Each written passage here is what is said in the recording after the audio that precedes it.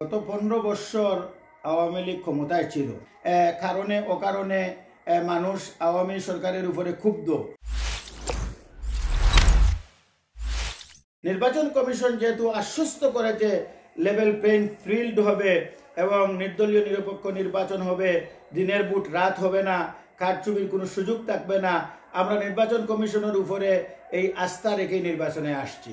এখন যদি নির্বাচনের মধ্যে কারচুপি হয়, দিনের বুট রাত হয়, তাহলে এর জন্য নির্বাচন কমিশন দায়ী। আপনারা জানেন গত 15 বছর আওয়ামী লীগ ক্ষমতায় ছিল।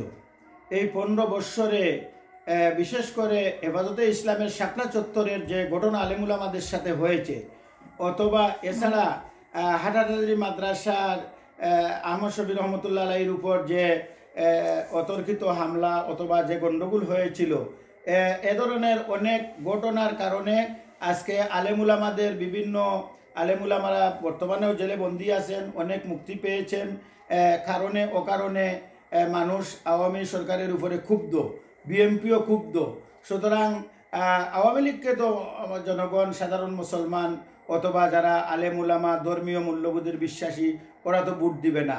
সুতরাং এই সমস্ত ভোট অবশ্যই আমার ইসলামী দলের ব্যানারে আসবে এবং আমি পুরো আশাবাদী যে আওয়ামী লীগ তো পুরো 300 আসনে তারা জয়লাভ করবে না।